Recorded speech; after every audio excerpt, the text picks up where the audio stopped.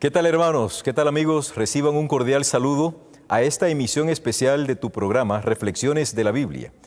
Con el tópico de la lección general.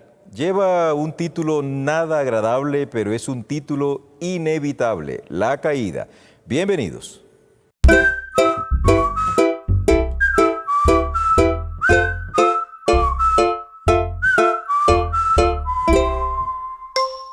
Les extendemos un saludo a cada uno de nuestros oyentes, recordándoles la necesidad de que usted también se suscriba al canal. Acuérdate que al hacer esto, de una manera u otra, estás contribuyendo a la proclamación del Evangelio. El estudio de esta oportunidad va a ser muy dinámico. Tenemos en nuestro set al profesor Cristian Cardoso. Cristian es un candidato doctoral de Nuevo Testamento, ¿verdad, Cristian? Sí, tengo la oportunidad de conocerlo desde hace varios años. Hemos compartido muchas experiencias y en esta oportunidad nos acompaña para compartir con ustedes el repaso de la lección. Cristian, bienvenido a esta emisión de Reflexiones de la Biblia. Por cierto, Cristian es nuestro presentador en el programa de Reavivados por su palabra, que también pueden seguir en el canal de BioChannel Plus. BioChannel, muy bien. Así que tenemos aquí a Cristian. El tema de esta lección no es nada agradable. ¿Qué piensas tú? Después de que uno lee los capítulos 1 y 2 del libro de Génesis, es como si esperaras que la perfección y esa cordialidad que existe en esos dos capítulos continuase, ¿no? Y creo que aquí el narrador lo coloca de una forma muy estratégica porque no te esperas lo que va a ocurrir en el capítulo 3. Es una narrativa extraña, ¿no? O sea, después de encontrar luces en el capítulo 1, bondades en el capítulo 2, de repente el capítulo 3 aparece irrumpiendo de una manera dramática y drástica lo que había sido una verdadera poesía de la creación de parte de Dios. La caída, sin duda que es una palabra dolorosa, es un evento triste en la historia de la humanidad. En cuanto a esto del tema básico que nos trata el capítulo 3, hay un personaje, bueno, creemos que hay como 3 personajes básicos allí. Está la serpiente. Está Adán. Está Adán. Y está Eva. Y está Eva. Y entre telones está Dios. Está Dios. ¿Cierto? ¿Qué pudiésemos decir en cuanto a la serpiente? Es muy interesante que el texto en Génesis 3 hay cosas que no menciona, pero que sabemos que están allí. No menciona la palabra pecado, pero Génesis 3 es la historia fundacional del pecado. En Génesis 3 no se menciona a Satanás, pero sabemos que allí están. En Apocalipsis capítulo 12, los versículos 7 al 9, nos permiten ir detrás del telón y darnos cuenta de qué era lo que estaba ocurriendo en este momento en Génesis capítulo 3. Allí el texto habla de que la serpiente antigua, dice el texto de Apocalipsis, es Satanás, que también se le llama el diablo, dice el texto. Entonces la serpiente aparece aquí no como si hubiese una correspondencia, ¿no?, entre que cada serpiente es Satanás, sino que detrás de bambalinas estaba Satanás, nos dice el texto, y utiliza a un animal que comenta la hermana White, y también se logra ver en los registros arqueológicos que el registro de la serpiente es voladora, ¿no? Y la hermana White comenta de que la serpiente era uno de los animales más llamativos que existían en el jardín del Edén, uno de los animales más curiosos porque era diferente a los demás. Y bueno, vemos entonces, a la luz de lo que dice Apocalipsis 12, Satanás toma posesión, por así decirlo, de este animal. Como una especie de medium. Como una especie de medium, y lo va a utilizar como instrumento para comunicarse, en este caso, con Eva. Ahora, Cristian ha mencionado algo que es muy interesante. En la literatura antigua, en la literatura del antiguo cercano oriente, hay muchas imágenes. En algunas civilizaciones encontramos imágenes de serpientes voladoras. ¿Recuerdas tú, por ejemplo, el relato que aparece allí de la epopeya de Gilgamesh, en donde hay una serpiente, mientras Gilgamesh es el héroe de la épica, y cuando él se está bañando en una piscina, está bañándose en un estanque, viene la serpiente y le roba la planta del rejuvenecimiento. Y de esta manera, Gilgamesh es condenado a morir mientras que la serpiente queda inmortalizada. Sin duda alguna que estos relatos han ocasionado de pronto cierto tipo de distorsión porque algunos considerarán que la Biblia copió de esos relatos la imagen de esta serpiente voladora. Tú has mencionado algo que es muy cierto. Para nosotros como adventistas del séptimo día, los escritos inspirados que Dios le da a esta profeta llamada Elena de White contiene un elemento importante, y es que ella dice que la serpiente, como acertadamente lo has mencionado, era, si no el animal más bello, era uno de los animales más hermosos y muy inteligentes. Lo que nos sugiere entonces algo, Cristian: Satanás no utiliza cualquier medio para entrampar al ser humano, y esto ha sido hasta el día de hoy algo como un aspecto ontológico, ¿no? Que él siempre se disfraza. Las tentaciones de él nunca vienen de frente, sino que vienen camufladas. Sobre ese particular, la Biblia tiene muchos relatos. Me pareció que estabas leyendo un libro en donde hablas de la anatomía del pecado. Estabas hablando sobre la anatomía del pecado. Me llamó la atención ese término. ¿Pudieses compartirnos un poco en qué consiste la anatomía del pecado, que se basa, apreciado oyente, justamente en Génesis capítulo 3? Bueno, allí es importante el por qué Satanás toma la serpiente, ¿no? Y la idea que se desarrolla en la literatura con el paso del tiempo es que la serpiente era astuta. Entonces, Satanás, y es como si al unir a Satanás y la serpiente, las propiedades de la serpiente de una u otra forma terminaran reflejándose en Satanás. Y la astucia de Satanás está en la forma en que él logra desdibujar el carácter de Dios. Es muy interesante que Adán y Eva conocían a Dios. Nosotros sabemos que ellos tenían una relación íntima con Dios, fueron creados a imagen y semejanza de Dios, por lo que deducimos que había una comunión estrecha entre Dios y el hombre, había una comunicación franca, y sobre todo Adán y Eva tenían una conciencia de lo que ellos eran, de su posición dentro de la creación y de para qué Dios los había creado. Entonces, Satanás, a través de la serpiente, empieza a retocar no el centro de ese conocimiento que Adán y Eva tenían, sino desde la periferia. ¿No? Empieza a corroer. Y la idea que siembra la serpiente en la mente de Eva es que Dios no es tan bueno como ellos lo habían presumido. Nosotros leemos en Génesis 1 que Dios, después de ver su creación, dice: esto es bueno porque Él es bueno. Y la idea que introduce Satanás es: ¿de verdad es Dios bueno? Porque si Dios es bueno, ¿por qué no les deja comer del fruto del árbol del conocimiento del bien y del mal? Si Dios es bueno, ¿por qué Él es inmortal y ustedes no? Esto me permite entonces analizar con nuestros amables oyentes que en este diálogo que hay entre Satanás, tomando posesión de la serpiente, y la mujer, se configura algo así como el primer diálogo teológico de la historia, ¿verdad? Exactamente. Y los actores son estos dos. Adán está ausente. Muy bien. Adán está ausente, que es el representante de Dios aquí en la tierra. Él está ausente. Hablan acerca de Dios, pero Dios no está. Y esto, como mencionaba usted hace un rato en el libro que compartíamos, cosifica a Dios, ¿no? Cosifica a Dios, sí, señor. Y al cosificar a Dios, al volver a Dios un objeto, lo retira, y entonces hace más fácil hablar y desfigurarlo, ¿no? Porque cuando las cosas están lejos, es como que es más fácil distorsionarlo, porque cuando está cerca tú lo tienes allí enfrente, entonces no puedes, por así decirlo, decir mentiras acerca de él. Entonces vemos también cómo hoy, quizás pensando en términos contemporáneos, tenemos la tendencia a pensar en Dios como una máquina dispensadora, y lo cosificamos también porque lo vemos simplemente como aquel objeto al cual vamos para pedir favores, no más, y para obtener cosas. Entonces colocamos una moneda, y la moneda le llamamos fe, marcamos el producto que queremos y luego sencillamente lo esperamos. Pero eso es alejar a Dios, eso es mirar a Dios no desde una óptica de la relación personal, sino más bien como un banco. Y adicional a eso, uno se sorprende cómo, tú mencionabas hace unos instantes, que Adán y Eva tenían una relación íntima con Dios. Lo conocían, sabían que Dios era bueno y algo más, que Él era veraz.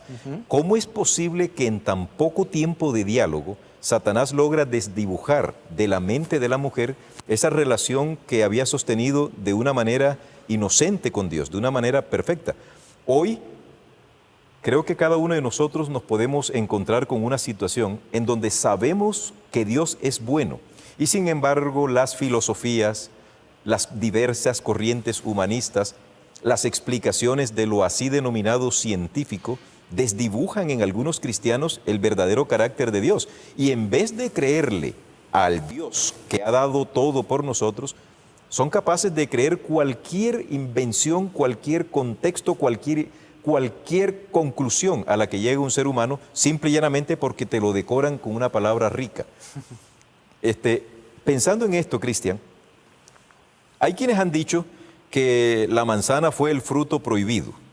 Estábamos discutiendo tú y yo de que encontramos una declaración que no la vamos a decir en estos momentos porque después algunos de nuestros oyentes nos harán algunos de sus comentarios, que por cierto esperamos sus comentarios, que son muy nutritivos, son muy importantes para el desarrollo no solamente de la temática, sino también para el ejercicio del canal. Hay quienes creen que la manzana fue el fruto prohibido. Básicamente, en tu concepto, en el estudio que tú has realizado, ¿cuál sería el fruto prohibido? ¿O qué se pudiese decir acerca del fruto prohibido? Yo creo que a la hora de entender Génesis 3, debemos entender que Génesis 3 es una narrativa que es literal. O sea, lo que nos narra efectivamente pasó, había un Adán literal, una Eva literal y había una serpiente literal, pero al mismo tiempo la narrativa funciona como un paradigma, ¿no? Tiene un sentido que es suprahistórico, podríamos decir, Okay. en que contiene ciertas verdades que son eternas. Y dentro de esto, pues el fruto es un fruto. El texto no nos dice que es una manzana. Seguramente en la semana usted aclarará el tema. Simplemente se menciona que es un fruto, pero este fruto también se convierte en un símbolo de dos aspiraciones, ¿no? Que hablábamos un poquito ahorita, que era la inmortalidad, por un lado, y el otro lado era ser como Dios, que son las dos cosas con las cuales la serpiente llega a la mujer y le dice... Perdóname, Cristian, que te interrumpa abruptamente. Es que has dicho algo muy interesante. O sea, el fruto que aparece en Génesis, que no sabemos la naturaleza, no sabemos la taxonomía de esa fruta, pareciera ser que no es lo más relevante aquí. Exacto. Lo relevante es que hay un fruto, o sea, hay un efecto, hay una... Una verdad más profunda o un nivel espiritual en el texto. Correcto, sí, porque el fruto, o sea, Eva se come lo que no sabemos qué es, y lo que ocasiona es un fruto de el deseo de ser como Dios y el deseo de lo que tú dices que puedes continuar con el tema de la inmortalidad. Exacto. Lo que es curioso es cómo Satanás lleva a Eva a pensar este asunto cuando de una u otra forma ella lo tenía. Me explico. Satanás llega y le dice, le vende a Eva la idea de que ellos iban a ser como Dios. Pero en Génesis 1:26 nosotros tenemos la noción o está la idea de que Dios crea a Adán y a Eva a su imagen y semejanza. Y imagen y semejanza, las dos palabras que aparecen allí son palabras que de una u otra forma se relacionan con la estatua que se hace de una persona. En el caso de la estatua de Nabucodonosor, por ejemplo, podría ser. Creo que yo siempre utilizo este ejemplo en términos contemporáneos, hablamos de una fotocopia. Correcto. Entonces, Adán y Eva, en cierta medida, eran como Dios. Pero ellos estaban, cuando la serpiente llega y les dice, ustedes serán como Dios, es decir, ellos querían un nivel ontológico superior al que ya tenían, que nos recuerda mucho lo que Satanás logra hacer en el cielo, cuando textos como Isaías 14 o Ezequiel 28 nos hablan de que él quería una posición superior a la que él tenía. Entonces vemos cómo el conflicto cósmico que sabemos, conocemos en estos textos, ahora se traslada, ¿no? y se hace de una forma micro en el capítulo 3 de Génesis. Y la idea entonces de ser como Dios es tener los atributos divinos, el conocimiento divino, ¿no? Y la otra parte que era la inmortalidad, vamos a la misma idea. Aunque Adán y Eva, cuando fueron creados, podríamos decir, eran inmortales por derivación. Por relación. Por relación, en el sentido de que mientras ellos se mantuviesen fieles, tenían acceso al árbol de la vida, por lo tanto iban a seguir viviendo. Entonces, Satanás lo que hace es tomar algo que es bueno y lo vuelve malo. O sea, Satanás no tentó a Adán y Eva en cierta forma con lo malo, sino que el exceso de lo bueno, o cuando yo lo bueno lo desconfiguro, lo coloco en otros lugares, se vuelve malo. Porque Adán y Eva tenían un estatus, los tentó desde el estatus y ahí fue que se volvió el asunto malo, ¿no? Entonces, para ir de pronto dándole alguna forma a esto de una especie de mini conclusión dentro del contexto de la lección, el fruto prohibido no se referiría y no debiese ser nuestra mayor atención indagar cuál era la especie de fruta que Eva tomó. No es lo más, importante. Lo importante ahora es que en la actualidad, tanto tú, Cristian, como nuestros oyentes y como este servidor, nosotros estamos inmersos en ese conflicto. ¿Qué podemos nosotros hacer para impedir que el pecado que ya está dentro de nuestras vidas nos impida tener una buena relación con Dios? Porque Adán y Eva se escondieron de Dios tan pronto ellos pecaron. Es increíble cómo el pecado altera tanto la relación, que antes se gozaban en la presencia de Dios y ahora huyen básicamente de la misma presencia de aquel ser que tanto amaban. ¿Cómo podemos hoy nosotros, como creyentes, decirle a una feligresía, decirle a un amigo, decirle a alguien, mira, no te escondas de la presencia de Dios, no huyas de aquel que te quiere salvar? Tal vez, mi apreciado amigo, mi apreciado oyente que nos escuchas, estás huyendo de la presencia de Dios. Desde hace años Dios te está mostrando la evidencia de su amor, te está manifestando cuánto te ama y cuánto te ha protegido en estos años. No te escondas de la presencia de Dios. Entendemos de que esto es prácticamente como ontológico, ¿no? Nosotros le huimos a Dios. Bueno, como dijo usted ahorita, el pecado de una u otra forma es una reversión de la condición original, ¿no? El ser humano fue creado para estar en comunión con Dios, para depender de Dios, para cultivar la presencia de Dios en su vida, y el pecado pues crea una reversión. Ya no hay comunión porque, como usted dijo, ahora el ser humano huye, ya no se cultiva la presencia de Dios porque ahora Adán y Eva se alejan de Él, huyen de Él. Tampoco se cultiva la relación ya no más. De hecho, ya no dependen más de Dios, porque vemos que cuando ellos se dan cuenta que pecaron, van y se hacen ellos mismos, ¿no? Unos delantales con hojas para cubrir su desnudez.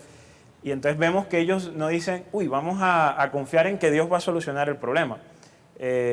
Ellos dicen, solucionémoslo nosotros mismos, cuando ellos ya han aprendido que dependiendo de Dios ellos no tenían por qué preocuparse. Y yo creo que de una u otra forma todos nosotros somos Adán y Eva desnudos, muchas veces tratando de solucionar nuestros inconvenientes por nuestros propios medios, por nuestra propia fuerza, y se nos olvida depender de Dios.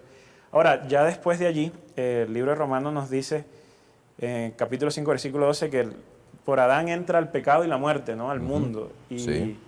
Y de allí, lo curioso es que no es que nosotros, las consecuencias del pecado de Adán sea sencillamente porque estábamos en Adán, ¿no? Sino que esas consecuencias las tenemos porque todos hemos pecado. Así es. O sea, todos nosotros voluntariamente, de una u otra forma, nos hemos puesto en la misma condición de Adán y por lo tanto experimentamos las mismas consecuencias. Y lo otro, creo que todos los seres humanos, de una manera u otra, han intentado resolver el problema del pecado de distintas maneras. Confesiones erróneas, creencias erróneas y buscando siempre echarle la culpa de pronto a otro, pero no asumiendo sus propias responsabilidades. Cristian, hay dos destinos que se mencionan en el Génesis, el destino de la serpiente y el destino de la humanidad. La Biblia dice que el destino de la serpiente fue un cambio de estatus. La serpiente antes volaba, era hermosa, era perfecta, andaba volaba entre las ramas de los árboles. Ahora el estatus es, vas para tierra, vas a perder todo eso. Pero no nos interesa tanto el destino de la serpiente, porque ya está predicho, pero el destino de la humanidad, ¿cuál es ahora después que el hombre peca? Bueno, en Génesis capítulo 3, ¿no? Versículo 15, que es donde se habla del destino y castigo. El protoevangelio. El protoevangelio que se le conoce. La humanidad se representa como vencedora porque dice que con el talón se va a aplastar la cabeza de la serpiente. Solo que la serpiente, antes de que sea aplastada, muerde el talón de la humanidad. Esto nos muestra que el destino de la humanidad, por un lado, iba a ser un destino de lucha constante entre la humanidad y Satanás, representado por la serpiente. Por otro lado, también nos muestra un destino de degradación. Es curioso, ahorita usted mencionaba la estatua de Nabucodonosor y vemos allí los metales descendiendo en orden de oro, plata, bronce, hierro. Hasta el barro. Hasta el barro. Y es curioso que esta misma visión, habían de hecho otros autores que las compartían, o sea, el mundo en general empezó a entender que el destino de la humanidad era degradante. La humanidad se iba a degradar. Y entre más se degrada la humanidad, más lejos se encuentra de ese propósito original y de la forma original en que Dios la había creado. Que de hecho es tanto el daño que se hace y es tanta la distancia que se genera, que el Nuevo Testamento habla de la obra creadora de Cristo en términos de eso, de una nueva creación. O sea, de volver a traer al ser humano de esa degradación al estado original. Es más, la Biblia misma, cuando la leemos como un todo, nos los dice, porque capítulo 21 y 22 de Apocalipsis es sencillamente reescribir Génesis 1 y 2, ¿no? y solucionar el problema del 3. Entonces, si bien vemos una condición degradante en la raza humana, también hay esperanza.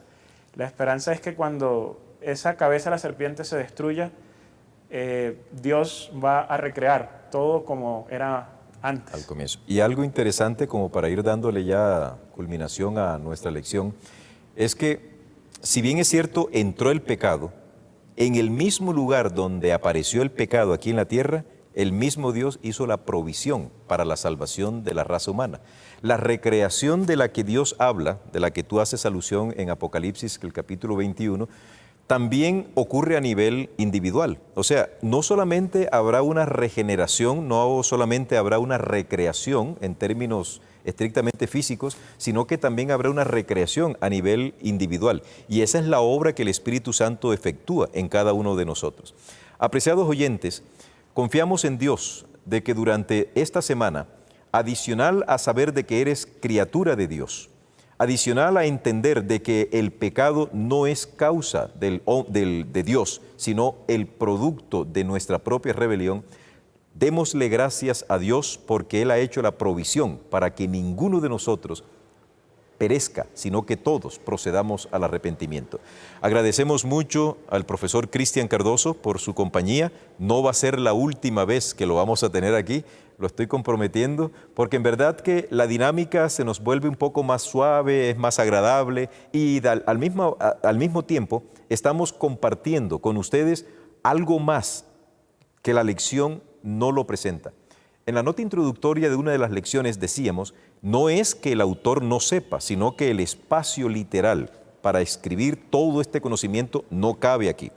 Así que los invitamos para que nos continúen viendo, sintonicen el canal, suscríbanse al canal, no basta solamente con suscribirse, activen la campanita y denle, donde aparece ese dedito arriba, denle también allí, porque esto significa para nosotros un gran beneficio en todos los aspectos.